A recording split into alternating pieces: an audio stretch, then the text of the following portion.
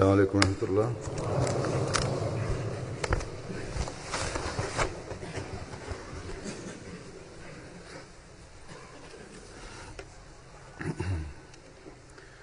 أشهد أن لا إله إلا الله وحده لا شريك له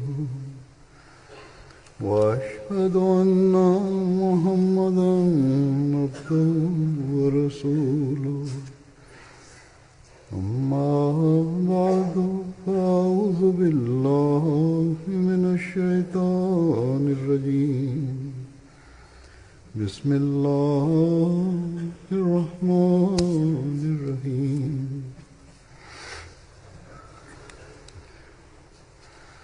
الحمد لله رب العالمين الرحمن الرحيم مالك يوم الدين إياك نعبد وإياك نستعين اهدنا الصراط المستقيم صراط الذين أنعمت عليهم غير المغضوب عليهم ولا الضالين.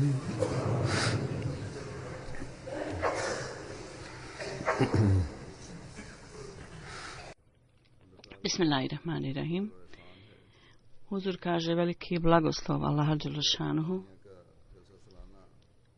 da je ove godine Dželsa Salana u Britaniji održana u miru i spokoju i Allahovom milošću.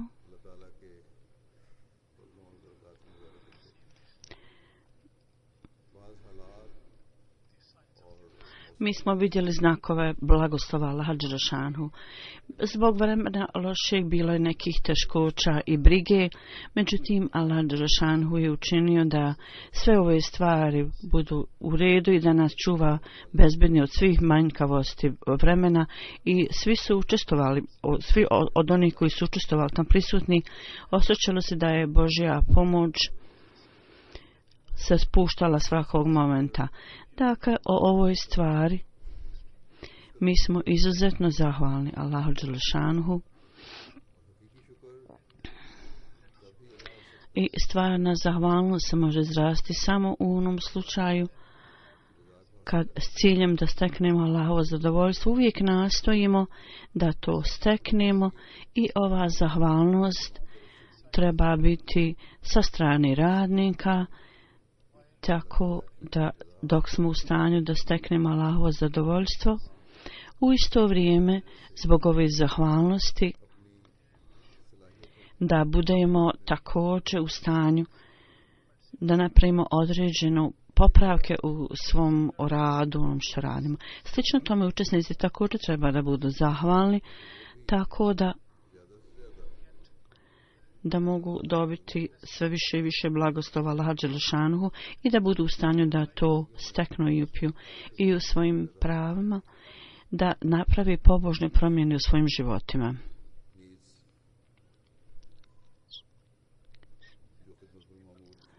I ljudi, radnici koji su određeni za dužnosti, kojima su date određene dužnosti,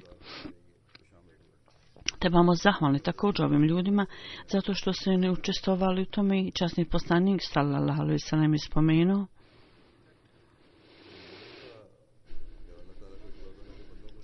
da onaj koji nije zahvalan ljudima također nije zahvalan ni Bogu. Tako da svi učesnici, oni koji su prisustvovali u ovoj konferenciji i radnici, trebate biti svi izuzetno zahvalni svim radnicima. Slično tome radnici, kao što sam rekao, također trebaju biti zahvalni sve mogućem Allahu, kao što sam rekao u svakom pogledu, da su bili u stanju da paze na goste obećanog Mesije i one koji su došli iz religijskih razloga da steknu vjersko znanje. Svi oni koji su došli da su bili u stanju da služe svim ovim gostima, radnicima. Stvar je u tome da Dželsa Salana, godišnja skupština, jedan od ciljeva ovog okupljanja Dželse je da takvo bratstvo i osjećaj zadovoljstva i od jednog prema drugom budu stvoreni i da to bude primjereno. Allahovom milošću, ova ljubav i naklonost i bratstvo i osjećanje, sentimente su izraženi kad to pokazujemo svojim vlastitim ljudima i također neahmedi gostima, onda će ovo biti vrlo dojmljivo za ljude. Osim učenih programa i religijskih programa, praktični primjer svakog Ahmedi muslimana za svoje ljude koji nisu Ahmedi, oni uveliko budu pod dojmom toga i oni to spominju. Da manifestacija istinskog učenja Islama bili su u stanju da to vide u toku Dželse i kažu da su vrlo impresionirani time. Od male djece do ljudi starijih godina u njihovim vlastitim krugovima. Sa izuzetnom predanošću svako je obavljao svoju dužnost. Slično tome, učesnici bez ikakvog osjećaja uznemirenja ili brige ili stvaranja nereda, oni su učestvovali tiho i okoristili su se od programa. I ovo pokazivanje praktičnog primjera je nešto što je iznenađujuće za svjetovne ljude, tako da naši gosti, neahmedi gosti, oni su spomenuli svoje osjećanja. Ja ću spomenuti neke od komentara i osjećaja ovih ljudi koji su oni spomenuli nakon što su prošli kroz ovo iskustvo ovog našeg skupa. I oni to otvorenim riječima spomenju i kažu ovo je učenje Islama. I ako je ovo učenje Islama, onda ova poruka treba da bude raširena svuda širom svijeta. Iz Benina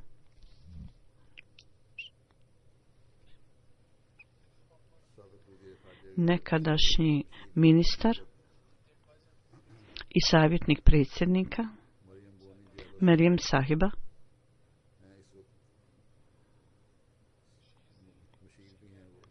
ona je stariji savjetnik predsjednika i ona kaže kroz ovu dželsu, kroz ovo okupljanje ja sam bila u stanju da razumijem džemat Ahmedija u detalje i bila sam jako impresirana aranžmanom dželse, visoki standard discipline i aranžmana i bila sam iznenađena da vidim toliko predanost radnika i analizirala sam iz raznih ugljeva sa vrlo kritičke tačke gledišta, gledala sam na to i rekla je ja nisam mogla naći nikakvog propusta ni mahane u aranžmanu.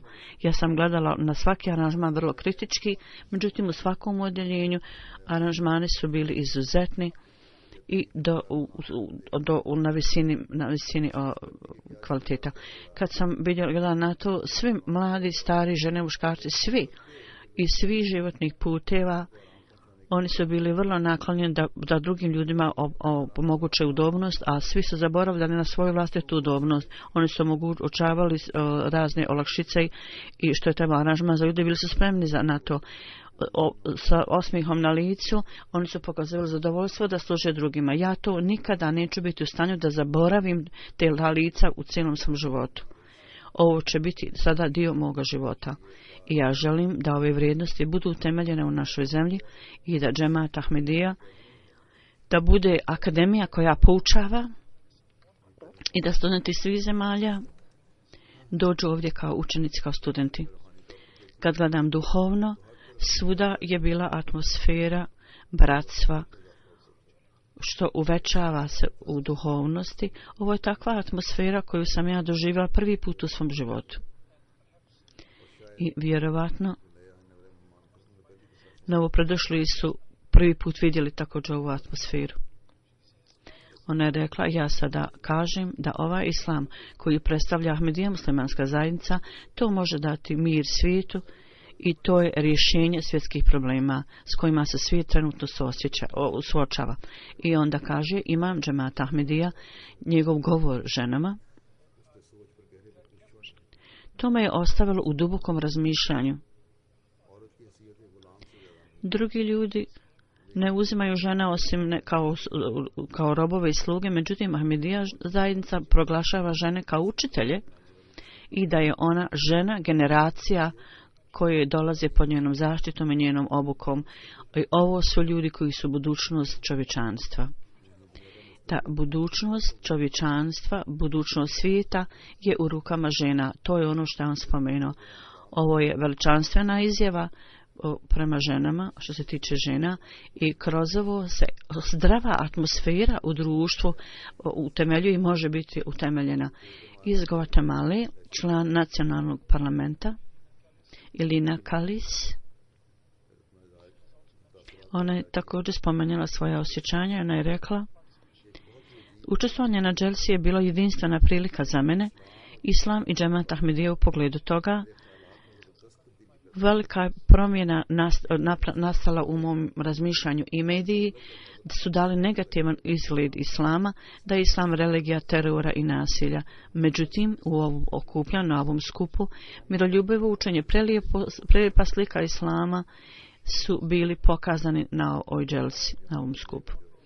I moto džemata Ahmedija, ljubav svakome i mržnja nikome. Ovo je način kroz koji svjetovni mir i bratstvo i pravda mogu biti utemeljeni u svijetu. I ona je gleda na hiljade radnika, kažete, to je bilo veličanstven prizor, zaista predivan prizor.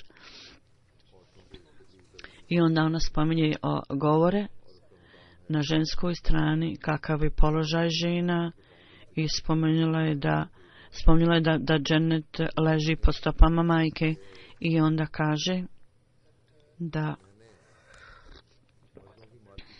u poređenju sa šatorom muškim, kaže, ja sam našla mnogo više udobnosti i mira u šatoru za žene.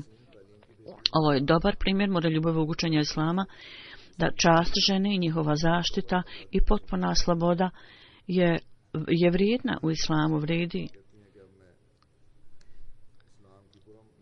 I ona kaže: sada ja se vraćam i sa sobom nosim koncept miroljubivog učenja islama. Jedan profesor iz Kortarike učestvovao je na dželsi i on je rekao: ja sam vidio novu sliku islama kroz ovaj skup. Ja sam vidio takvu zajednicu muslimana koji su jedinstveni u svojoj uzajamnoj ljubavi i naklonosti. I oni predstavljaju istinsko učenje miroljubivog islama. I kad se ja vratim, ja ću reći studentima u svojim kolegama da džemat Ahmedija predstavlja miroljubivo učenje islama, i to je zaista, i oni zaista radi po svom motu. I da će ovi ljudi se utro, kaže, postati sredstva našeg prenošenja poruke kad se vrati. Jedan savjetnik parlamenta, Douglas Sahib, kaže: na ovom godišnjem skupu ja sam slušao vrlo pažljivo govore imama džemata. Bio sam jako impresioniran njegovom ličnošću i također i savjeta koji je on dao da oprostimo svojim neprijateljima i da očistimo svoja srca, da vam srce bude čisto od svake vrste zlobe i da je ovo učenje nama da obećan misel selam. Ovo je stvar, on je rekao, koji zaista mogu voditi svjetskom miru, i iz ovih govora ja sam se zaista okoristio od ovih govora i istinsko učenje islama i praktičan primjer toga. Bio sam u stanju da to vidim u toku dželse. Predstavnika Haitija, Joseph po imenu, on kaže: prije prisustvovanja ovoj dželsi bilo je jako mnogo rezervi u mom umu, koja je to vrsta muslimana. Pitao sam se šta će mi se dogoditi kad odim tamo. Međutim, nakon prisustva ovoj dželsi, sve moje sumnje su bile potpuno uklonjene. Svi su bili primjer jednostavnosti i služenja i predanosti, i tu je bio život bratstva svuda. Rekao: ja nisam religiozna osoba, međutim moje prisustvo u dželsi i nakon susreta sa imamom džemata Ahmedija, smatrao sam, ako je to istinska religija, onda je to sigurno Ahmedija džemat u islamu. Iz Burkina Faso, predsjednik odbora komisije misije za ljudska prava u prisustvuje Dželsu i on kaže: kad sam bio pozvan da dođem i prisustvujem ovom skupu, bio sam jako iznenađen.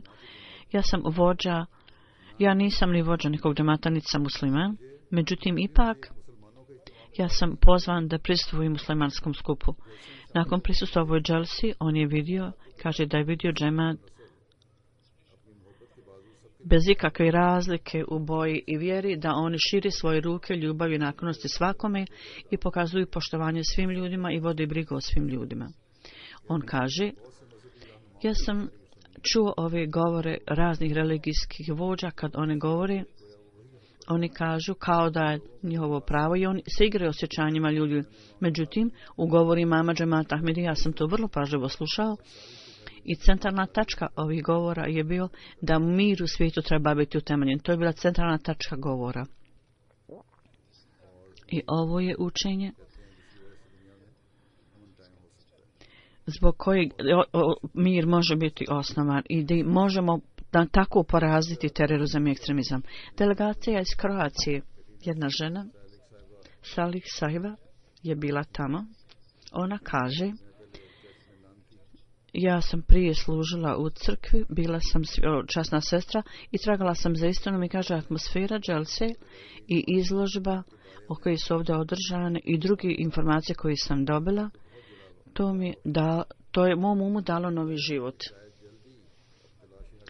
Ja se nadam da ću uskoro završiti ovo otraganje svoje za istinom. Govor imama džemata Ahmedija ostavili su veliku oznaku na moj um i ja ću analizirati sve ove stvari u detalje. Delegacija iz Hrvatske, bio je jedan student u delegaciji, član delegacije, rekao je: aranžman dželse, sve je tu bilo ljubavi i naklonosti i u toku dželse mala djeca sa predanošću i ljubavu obavljali su svoje dužnosti da daju vodu ljudima i također standard čistoći, napori koji su uloženi ostavili su duboku oznaku na meni. Ja sam po prvi put učestvovao na ovim skupama, ali ovi svi članovi, ja ću zaista cijelo vrijeme imate samo ova sjećanja. Džemat treba da budu kontakt svim ljudima. Par iz Hrvatske također došao se Hrvatskom, bili prošle godine. Ovi koji su prije ove godine rekli su na skupu sa mnom, rekli su mi da prošle godine mi smo došli kao obični muslimani, međutim ove godine mi učestvujemo kao Ahmedi muslimani. Tako da je veliki blagoslov Allaha dželešanu, to je sredstvo prenošenja poruke. I sa Filipina jedna osoba iz kongresa, Solem Beraruđis, tako nekako ime, Rođo Junior. On je prisustvovao dželsi.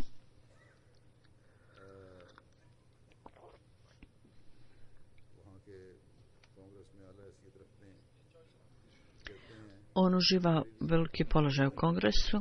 Kaže, ovo je bilo iskustvo koje mi je otvorilo oči, ja sam naučio mnogo stvari. Najbolja stvar je da članovi džemata Ahmedija, oni jedan drugog sreću s predanošću i ljubavlju i nastoje da pomognu drugim ljudima. Tako da ovaj dojam koji je stvoren u srcima drugih ljudi, uvijek treba da bude zadržan u običnim okolnostima i ovo je velika odgovornost, kaže Ahmedi Musmana, da ne samo da se pokaže za nekoliko dana, nego da treba da bude stalna odlika. On kaže, ovo iskustvo je uvećalo moje obavještenje i znanje o islamu i meni je predstavljeno tako lijepo učenje islama koje mi nikada nije bilo poznato. Nakon dolaska na dželsu ja sam saznao da u pogledu islama stvari koji su pokazane u medijima nemaju ništa sa islamom.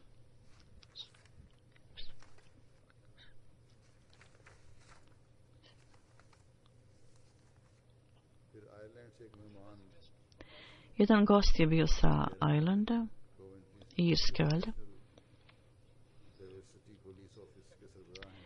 On je poglavar odbora policije nekog odeljenja na Islandu iz Irske i on kaže, ovo je bio moj prvi godišnji skup u prilici ove dželse Tako da sam imao priliku da se sretnim sa vrlo pobožnim, predanim radnicima i ljudi su jako, Hutur kaže, impresioniran, predane su impresionirani ljudima, ne samo oni koji spominju ljubav svakoj može nikome, nego svi radnici dželse. Oni služe nesebično i predano goste koji dođu i oni otvoreno spominju ove stvari. On kaže, ja sam vam zahvalan da ste mi omogućili ovako veličanstvenu priliku. To mi je omogućilo priliku također da se zamislim nad učenjem islama. I onda on kaže, prije vašeg govora, Huzur kaže, poema koja je recitovana jako je utjecala na mene. Iz Holandije jedan gost, gospodin Pondon, kaže, atmosfera dželse je bila vrlo dobra i veličanstveno skupa ja sam dosta naučio i imao sam vrlo skupove s ljudima koji ću uvijek zapamtiti i to je bila predivna atmosfera i predano služenje ljudi, radnika, gledati na mlade kako služe i goste. Ja sam u umu osjećao novu nadu da sam prisustvovao govorima i muslimana i nemuslimana. Međutim, ova predanost mladih ja nikada nisam vidio prije takvu predanost. I jedan kancelar Velike Britanije, stariji kancelar David Martin, je rekao, ono što ću ja reći nisu moje riječi, to su riječi iz mog srca. Ja nisam prisustvovao ovakvom skupu. Kako prelijepi ljudi, predivni ljudi i predivna zajednica. Od moje majke, ja sam zapravo Jevrej, ja idem u crkvu, englesku crkvu, ali sa punim sigurnošću kažem da takva primjer skupa nikad nisam vidio na drugom mjestu, nikada, nigdje. On kaže, kako predivna slika islama je, kako predivnu sliku ste predstavili, ja sam iznenađen da sa BBC-a nijedan dokumentarni program nije pokazan sa BBC. Zašto nisu napravili dokumentarni program o ovoj dželsi do sada? Ja sam razumio da sada BBC ljudi nastoji da napravi dokumentarni program, tako da ljudi budu u stanju da vide u pogledu džemata Ahmedija njihova načela, njihove prakse. Jedan gost iz Sierra Leona izrazio je svoje osjećanja i rekao, gledajući na aranžman dželse, ja sam bio uveliko impresioniran da nisam došao ovdje i da mi je neko rekao da na ovaj način 37.000 ljudi da dođu na 3 dana, a da nema nikakve neugodne situacije, onda ja ne bih to vjerovao. Međutim, ja sam sve to vidio svojim vlastitim očima i izuzetno sam iznenađen, nikada nisam čuo da iko prigovara nigdje. Svi su ljudi predano i ponizno služili drugima.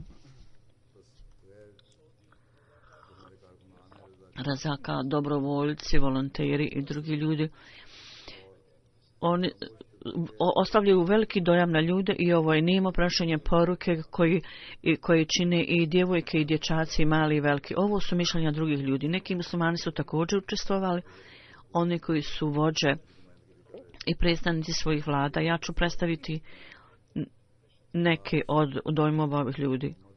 Mohamed Salim, zamjenik predsjednika Gine Konakari. On je zamjenik govornika. I on kaže, aranžman dželse i disciplina, nakon što sam to vidio, ja sam uveliko impresioniran. Uprkos mojih napora, ja nisam osjećao nikakvu slabost ni u kodnom odjeljenju. Aranžmani na visokom stepenu i učestovanje ljudi u tolikom vremenu nije bilo nikakvog nereda, nikakve svađe, nikakve prepirke. I rekao je, ja sam išao na hadž i prisustvovao sam raznim vjerskim programima i u raznim muslimanskim zemljama, međutim, takav aranžman i ovakav kvalitet i nivo ja nigdje nikad nisam vidio. Ovo je istinski duh islama koji smo bili u stanju da ovdje vidimo. I vrlo mala djeca, obučavati ovakvu djecu je predivna stvar. Djeca su pitali trebate li šta i šta god smo trebali, oni su nama to omogućavali i uvijek su srećali se s nama sa osmijehom na licu. Ne samo jedan put, nego stalno su nastavljali pitati. Ljudi su došli iz raznih zemalja i svako se susretao jedan sa drugim kao da se susreću kao sa svojom braćom, sa ljubavlju i naklonošću. Vi vodite put u ispravnom putu i ja sam siguran da zasigurno su Allahove ruke iza vas, ja to osjećam. Ima nekih ljudi koji se ne pridružuju zajednici, nisu se pridružili zato što postoje određeni svjetovni razlozi koji ih zaustavljaju od vjerovanja i on kaže kad se vratimo u svoje zemlje mi ćemo skinuti pažnju vlade na ove stvari, da trebaju pomoći džematu u svakoj stvari, tako da vaša zajednica može nas uputiti i voditi u ispravnom putu našoj zemlji. Iz Ginekonakari, Hasan Gita Sahib, koji je nacionalni direktor policije, on kaže: moje odjeljenje je policija, dakle o bezbednosti tačke gledišta ja sam uduboko analizirao, ovdje je veličanstveni aranžman za bezbednosti koji ja nisam vidio, gdje nisam vidio nikakve pogreške i mahane i propusta. I on kaže da nakon slušanja ovih govora imama džemata Ahmedija, ja osjećam se počašćen što sam musliman. Jedan član parlamenta iz Sierra Leone, Ali Kazako Sahib, kaže: Ahmedijet je istinska slika islama i Ahmedi muslimani za promociju mira, oni obavljaju ogromne službe i sada ime islama je povezano sa terorizmom, međutim Ahmedi muslimani oni nastoji da pobiju ovaj koncept i velika je prilika gdje djeca služe i ovo je vrlo nadanjujuće za dušu. I ovo dokazuje istinitost Ahmedijata i cijeli ovaj scenarij je dovoljno dobar, dovoljno za to. Član Turkmenistana je došao i on kaže: prije 2 godine, kroz prijatelja svog, ja sam čuo o ovoj zajednici i njihov slogan ljubav svakome i mržnja nikome.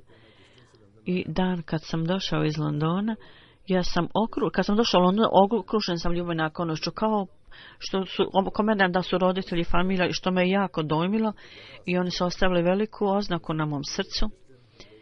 Dan kad smo stigli iz Turkmenistana u London i od aerodroma mi smo dovedeni u hotel, kad smo tamo stigli, mladi na dužnosti su nam želi dobrodošlicu i rekli su: prije svega jedite, vjerovatno ste umorni.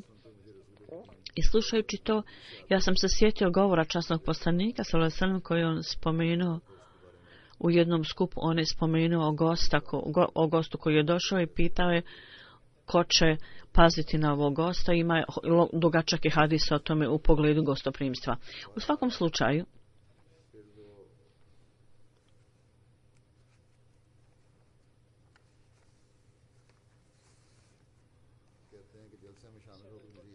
on je rekao: ja sam iz želce razumio jednu stvar, da cijeli život, ja sam potrošio svoj život tragajući za Bogom, međutim ja sam našao Boga, spoznao samo dolazeći ovdje, dolaskom ovdje, Allahovom milošću. Ja sam također prisustvovao internacionalnoj ceremoniji bajata i dao sam zavjet bajata i on je bio vrlo emotivan kad je sa mnom razgovarao. Huzur kaže, on je rekao: kad sam bio prisutan davanje bajata, suze su lile iz mojih očiju. Ovo su suze koje ja nisam lio nikad mi otac umro. Ja sam osjećao i smatrao da ove suze su bez ikakvog razloga, međutim kasnije i sada ovdje je nada, postoji nada na svijetu. Sada ova zajednica miliona je stvorena koja je jedinstvena i ova zajednica će ukloniti teškoće sa svijeta. I oni su spremni na to. I neki novo pridošli novi Ahmedi, kad vide ovu atmosferu ljubavi i naklonosti, to uvećava njihovu vjeru. Iz Jamajke, jedna gospođa nova Ahmedi, Merim Sahiba, kaže: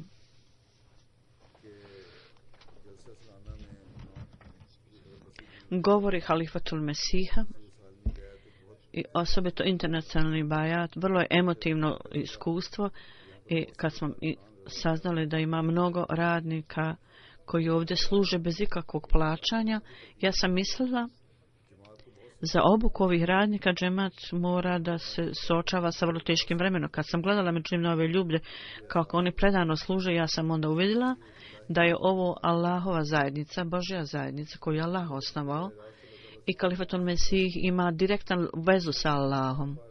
I pogotovo ljudi koji rade na parkiralištu, kad smo gledali na njih, uprkos lošem vremenu, oni su predano obavljali svoje dužnosti. Ja sam potpuno bila iznenađena kad sam to vidjela. U mojom cijelom životu ja nisam vidjela takav primjer. Saobali Slonovači, gradonačelnik jednog grada, on je došao i kaže, kad sam prihvatio Islam Ahmedijet, ja sam čuo jako mnogo negativnih stvari o zajednici. Ja nisam u potpunosti znao o islamu, ali ja sam bio sam jako zabrinut. Kako ja mogu naći jesu li ovi Ahmedi muslimani ili nisu? Međutim, onda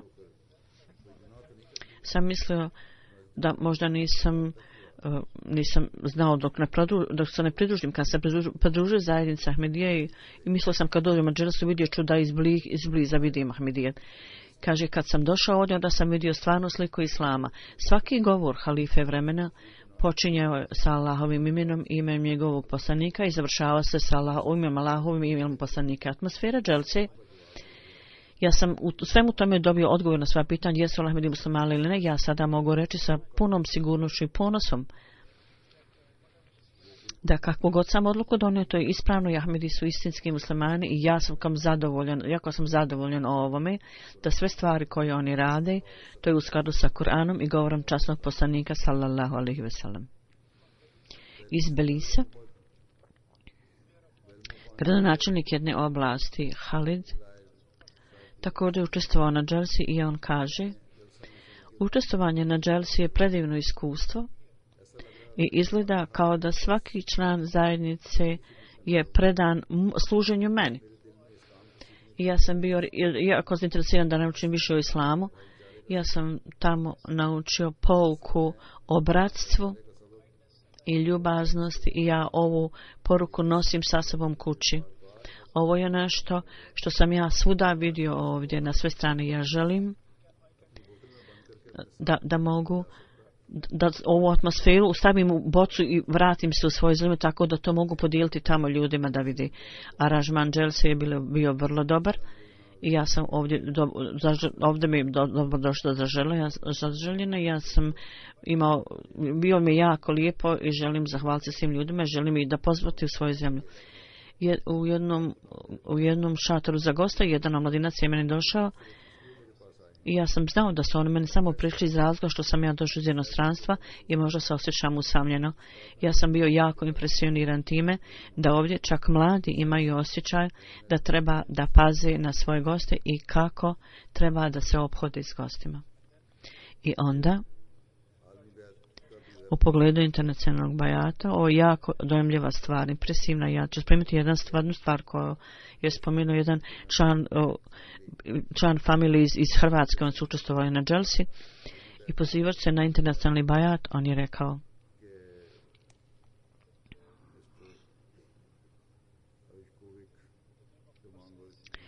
ime osobe je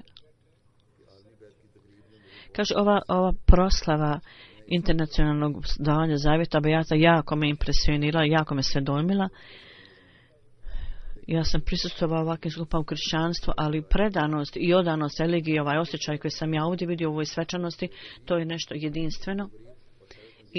Izuznačujuća stvar koju sam vidjela, ja ću to pamtiti cijelog svog života. Onda jedan doktor iz Egipta, Egipćanin, Hani Bishwan Sahib, on kaže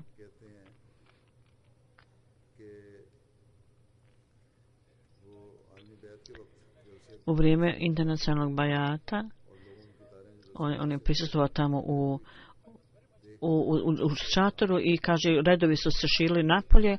Ja sam bio iznenađen, kaže, u našoj zemlji nemoguće je ovakav način discipline. Njegova osjećanja su bila tako snažna da u vrijeme zavjeta bajata on se pridružio zajednici i ponavljao je arapske rečenice i govore. To nije značilo da je on dao zapravo praktično bajat zvanično, ali na emotivan način situacija je takva bila prisutna i on je tako rekao i spontano ponavljao ove stvari i sada on razmišlja o tom, o zajednici. Štampa je bila također impresionirana zajednici i kroz aktivnosti štampe su to izrazili i oni nisu mogli drugo nego da predstave istinsku sliku islama. Francuski novine Liberation, jedna žena novinar, ona izrazila svoje komentare i rekla: kad sam ovdje stigla, prvo sam bila zabrinuta da aranžman za muškarce i žene je odvojena, međutim kad sam pogledala u šatore za dželsu, umjesto žena muškarci su pravili hranu, onda sam otišla na žensku stranu. Zbog odvojenog aranžmana žene su više slobodne na svom mjestu i ženama je data potpuna neovisnost i sve su žene obavljale svoje dužnosti i u skladu sa svojom željom i umom.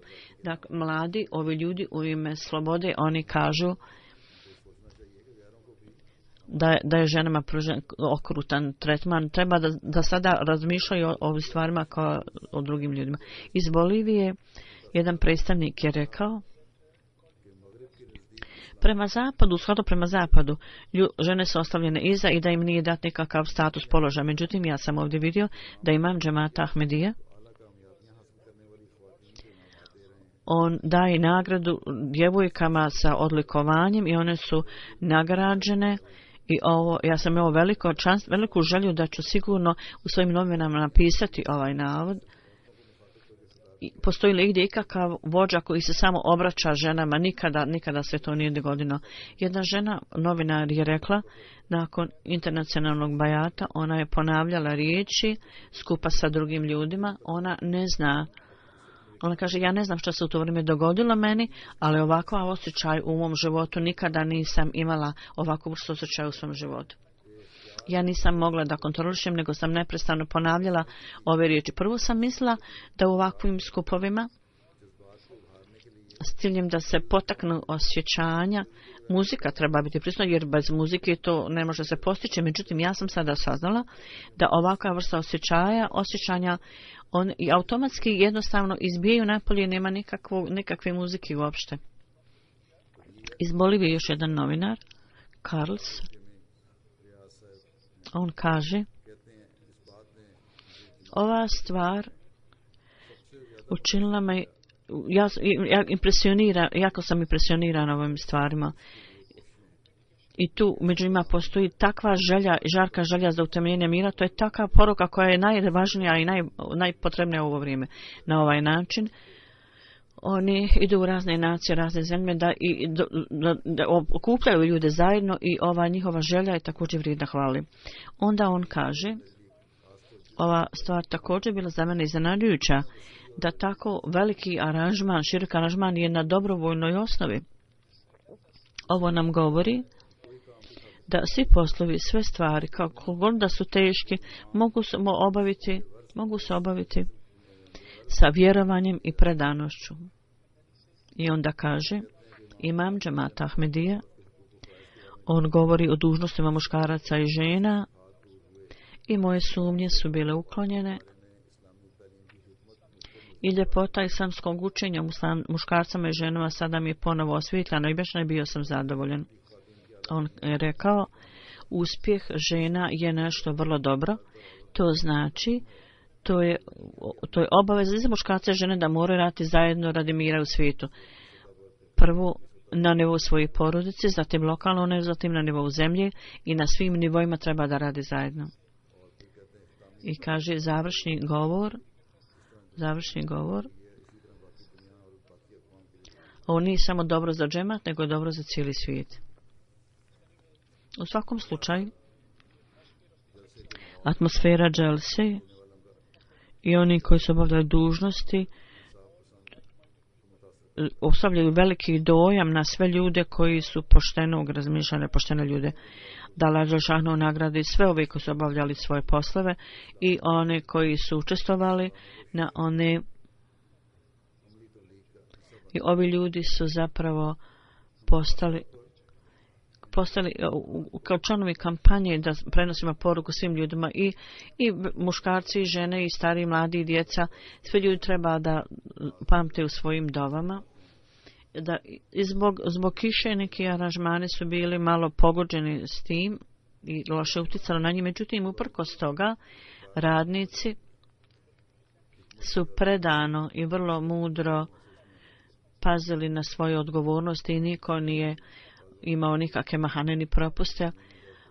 Da neko vrijeme je bila voda zaustavljena, međutim, općenito je bilo sve u redu i većina ljudi su meni pisali i Ahmedi, oni koji su meni pisali, sve su komentari dobri. Ima nekih ljudi koji su spomenuli nešto negativno, međutim, u ovako ogromnim skupama, kao što sam rekao, u ovim privremenim aranžmanima, ima nekih propusta i nedostataka i mahana. Međutim, svi radnici, i dječaci, i djevojčice, i djeca, zaista zaslužuju našu zahvalnost i uprava i sve ove stvari i svi propusti. Ja ću poslati ove stvari upravi. To treba biti zabilježeno u crvenoj knjizi. Treba da nastoji da to u budućnosti poprave. Slično tome,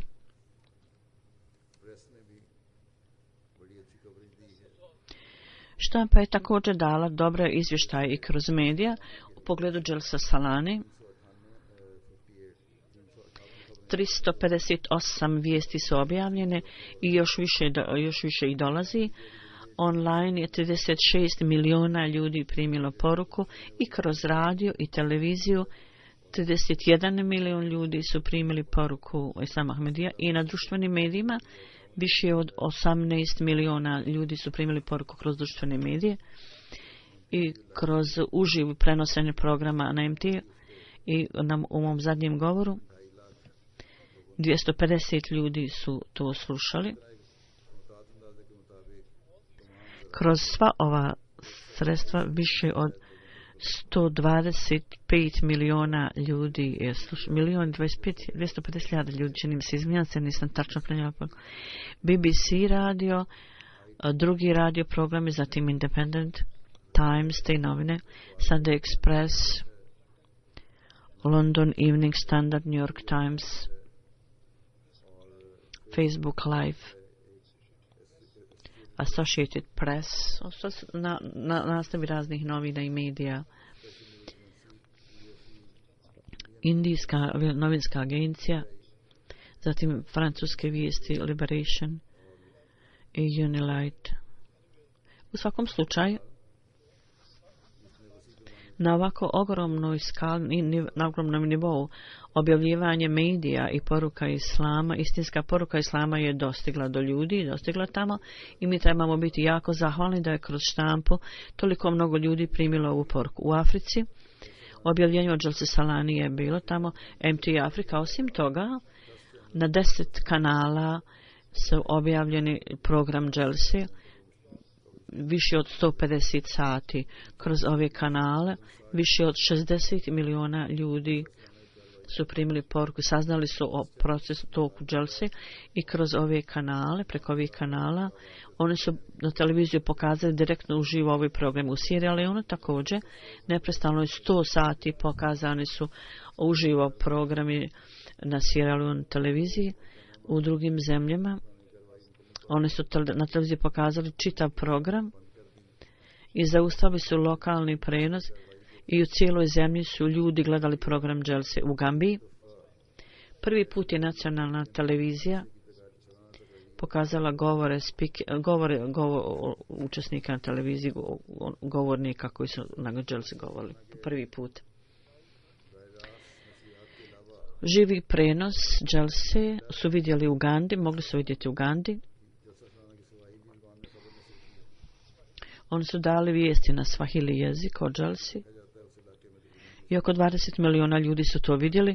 U Gani nacionalnoj televiziji i kanal za vijesti oko 5 miliona ljudi su dobili obavijest i kroz novine i televiziju u svim afričkim medijama 35 miliona ljudi su dobili obavijest i informaciju.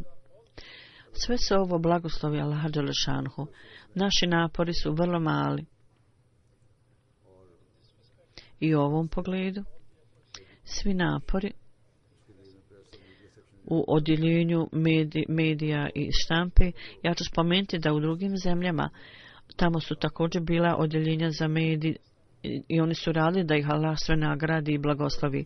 Na vrlo velikoj skali, vrlo velikom nivou ove vijesti su postali sredstva širenja poruke da Allah dželešanhu osposobi nas da obavljamo svoju dužnost na najbolji mogući način i da upijemo blagoslov Allah dželešanhu. Treba da mu uvijek više dati prvo mjesto religiji nad svijetom i da budemo u stanju da ispunimo svoje dužnosti. I jedna stvar propustio sam, ja ću spomenuti da ove godine, kao prošle godine iz Kanade, Hudam je došao, mladinska organizacija, došli su i koji su uzeli učešće u pakovanju i oni su došli, oko 350 ljudi su došli čarterletom i radili su tamo da pomognu. Do juče su radili i Allahovom milošću. Uglavnom je obavljeno najveći dio pakovanja i od juče Hudam je ponovo počeo i rad će u toku vikenda da li Allah nagradi. Hudam omladinska organizacija iz Kanade i ja sam siguran da oni koji su došli prije dželse, ja se nadam da su slušali. Ako nisu slušali, to je pogrešno, govore dželsi. Jer kad dođu ovdje u toku dželsa, onda treba da slušaju programe i onda da obavljaju drugi dužnost odgovor. Da Allah nagradi sve ove ljude, muške radnike, ženske radnike. I što god smo naučili u toku dželse, da nas Allah osposobi da to učinimo dijelom svog života. Poslije džume namaza ja ću klanjati dženazu namaz čije je tijelo odsutno. Jedna dženaza je za Mokarema Zekija sahiba, koja je Mezije sahiba žena i Navab sahiba, čerka Navab sahiba. 23. jula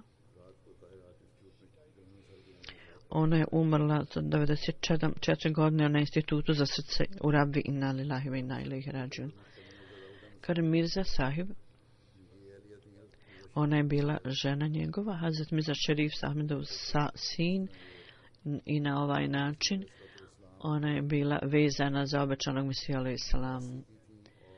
Ona je bila praunuka, također je bila blisko vezana. Zadnje 3-4 godine nije bila dobra, bila je bolesna. I ja sam mislio, ona je bila u bolnici.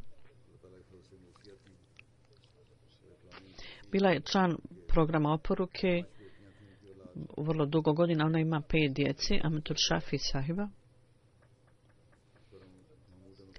Mahmud Han sahibova žena,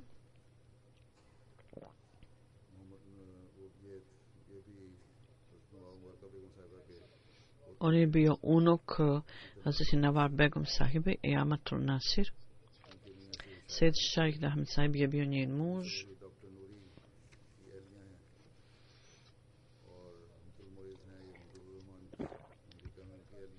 Amatul Mois i u Ameriki.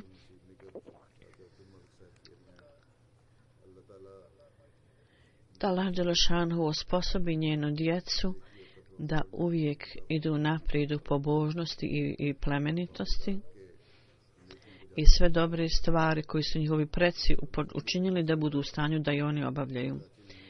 Zekija Šembila je predsjednik leđne u Karačiju neko vrijeme i u toliko ovih dana u Kohatu ona je učestvovala u poslovima leđne ženske organizacije.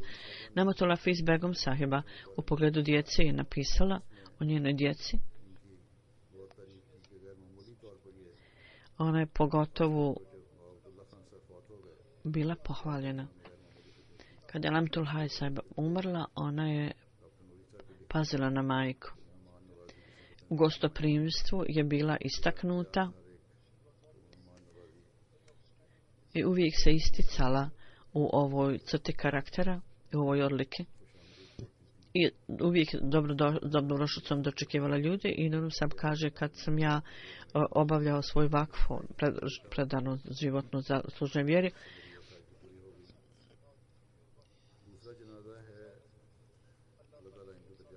ona me pazila valjda. Da Allah uzdigne njen položaj i ima milosti prema njoj.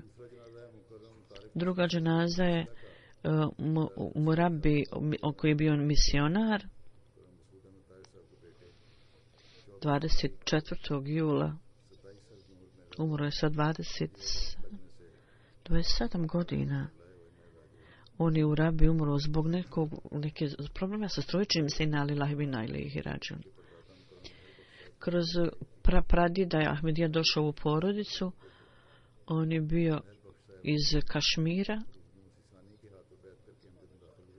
Njegov otac se pridružio Ahmedijatu u toku kalifata, drugog kalifeta Taruk Mesud sahib.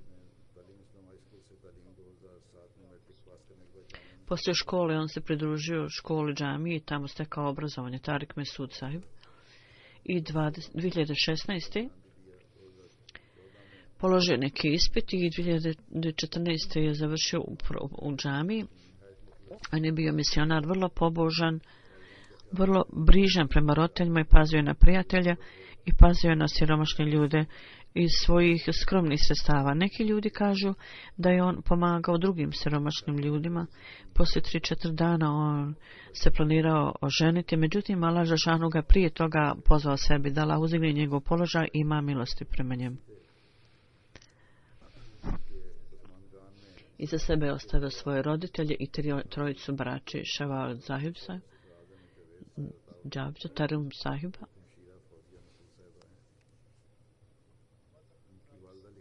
Njegova majka piše da je on bio redovan u davanju doprinosa i savjetovao je druge također. Njegov otac kaže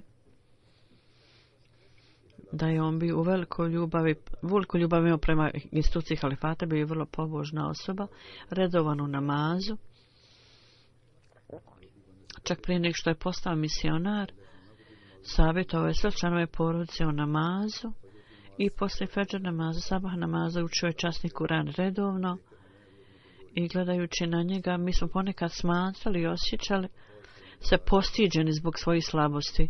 On je bio vrlo dobra osoba, uvijek ljubazan prema roditeljima, nikad se nije razlikovao od roditelja, imao neke rasprave. I kad je nešto imao suprotno to njihovom mišljenju, on mi to na lijep način objasnio. Vrlo je vodio računa o časti kalifata. Ako bi neko rekao protiv uprave džemata ili halifata, on bi odmah zaustavio te ljude. I ako ova osoba ne bi odustala, on bi ustao i napustio taj skup. Da Allah Žešanu uzvisi njegov položaj i dadne udobnost i utjehu njegovim roditeljima. Treća dženaza, Šekil Ahmed Samunir, koji je bio nekadašnji misionar u Australiji, 31. jula sa 85 godina je umro inna lillahi ve inna ilaihi rađiun. Imao je čast da prevede časni Kur'an na tumoru neki jezik. On je bio iz Indije, provincija Bihar. Njegov otac Hakim Halil Salib bio je pionir Ahmedijata u toj oblasti.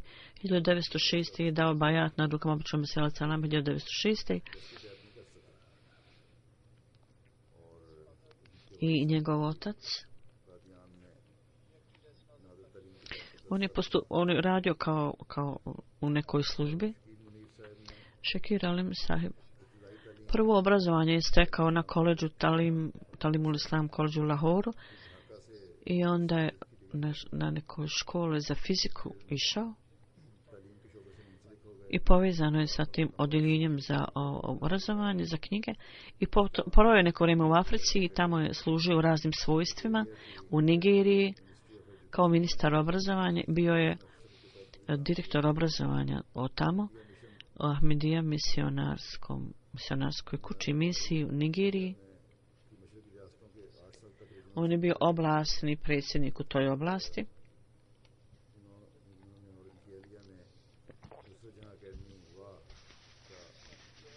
On je tamo započeo neki program.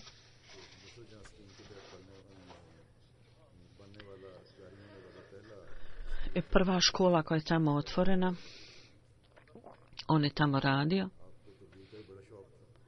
Bio je vrlo naklonjen širenju poruke, prenošenju poruke. i održavao je međureligijske seminare u Nigeriji. U toku tog perioda napisao određene knjige i neke od njih koje je napisao Islam u Španiji, otkrivanje Isaovog omotača, zatim knjigu o Talimul Islam kursu obuske, i također je osnovao misionarsku kuću u Nigeriji o svom trošku. Kao rezultat sna on je sebe posvetio služenju religiji. Hazrat Kalifatul Mesih IV je to prihvatio i on je bio prvi emir i misionar na dužnosti u Australiji. 5. jula 2005. otišao je u Australiju. Bilo je nekih teškoća da stekne vizu kao muslimanski misionar, oni ne daju vize. Dr. Rezullah Sab kaže, u skladu s njegovim naporima, on je bio u stanju da dobije vizu i započeo je svoj posao. Mešćid Batul Iftah u Australiji, predivna je džamija tamo.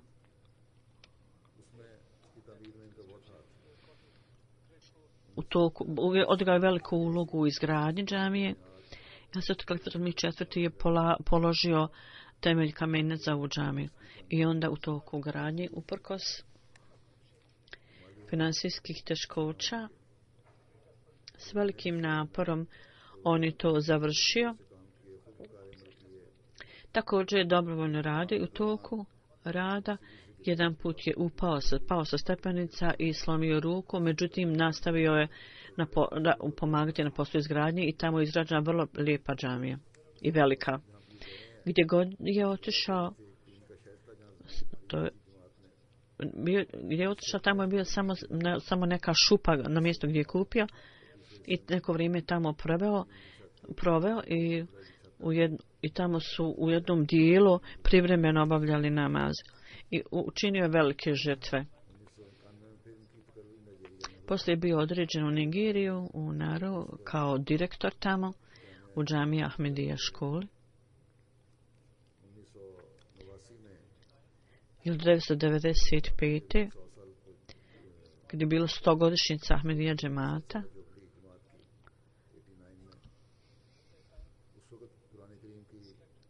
u to vrijeme su štampane knjige Izabrani ajeti iz časnog Korana.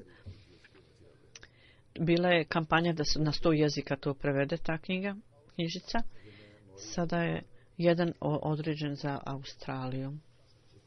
Kad je prijevod bio obavljen i završen, kad je pogledano na standard, nije bio dobar standard kako je to bilo prevedeno.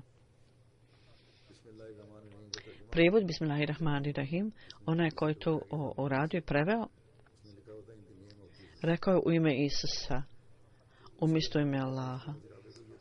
Tako on je rekao, ovaj prijevod je potpuno pogrešan, onda je on sam naučio jezik i onda je završio prijevod 2013. godine, kad sam ja otišao, Huzur kaže, u Australiju. Onda je cijeli prijevod časnog Korana dat kralju koji je tamo bio prisutan. On je bio vrlo nesebična i ponizna osoba. Nije imao nikakav osjećaj da je on veliki neki učenjak, niti je uviđao nešto o svom statusu. On je to zaradio bez ikakvog plaćanja od zajednice i on je služio zajednicu, da Allah ima milosti prema njemu i da uzdigne njegov položaj i dadne utjehu njegovoj ženi. I da Allah Đelešanuhu nastavi blagosloviti ovakve ljude koji nesebično predano rade i da Allah blagoslovi zajednicu takvim ljudima.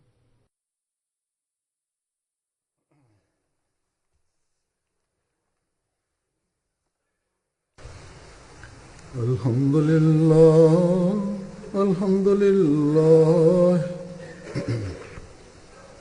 alhamdulillah, nahmaduhu wa nasta'inuhu wa nastaghfiruhu wa nu'minu bihi wa natawakkalu alayhi wa na'udhu billahi min shururi anfusina ومن سيئات أعمالنا من يهده الله فلا مضل له ومن يضلل فلا هادي له ونشهد أن لا إله إلا الله ونشهد أن محمدا عبده ورسوله عباد الله رحمكم الله إن الله يأمر بالعدل والإحسان وإيتاء ذي القربى وينهى عن الفحشاء والمنكر والبغي يعظكم لعلكم تذكرون اذكروا الله يذكركم وادعوه يستجب لكم ولذكر الله أكبر